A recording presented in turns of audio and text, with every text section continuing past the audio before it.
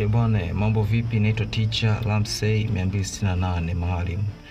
Bwana, usisahau kusubscribe ili upate kwanza kupata notification za video yake anapotoa au unapoposti. Leo nimekuletea kitu ambacho watu wanaita jicho la tatu, lakini jicho la tatu kwa wale wangu mimi mdogo huwa anaita kama ni ufahamu wa ndani, yani deep zaidi. Na pia elimu hii ndugu yangu nataka watu wafahamu. Ndio maana hata kuna baadhi ya video zangu zimepigwa marufuku, yani na posti zinablokiwa, hata magrupu yangu baadhi yameblokiwa tu mengi. Lakini ndugu yangu nimekuletea kitu kwamba ujue kwamba katika mwili wako wewe hapo ambao unanisikia ndugu yangu au yoyote binadamu, kwamba katikati ya mgongo wako kuna asili ya kitu kimejizungusha kama nyoka au kuna tundu fulani hivi. Lakini hauoni hata kwenye hizi fedha zetu za Tanzania, hasa ile 500 wa zamani. Si unaona pale kulikuwa kuna nyoka kwamba amezunguka kwenye ile hela.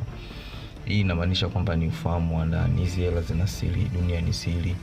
Na ili upate mafanikio lazima uzijue siri na nataka kuzifahamu hizo siri. Na mimi machache ambao nafahamu niko hapa kwa ajili ya kukujuza. Lakini pia usisite kusubscribe ili kuona mambo mengi ambayo niliandaa.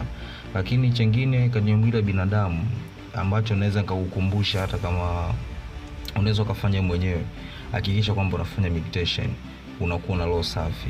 Asante.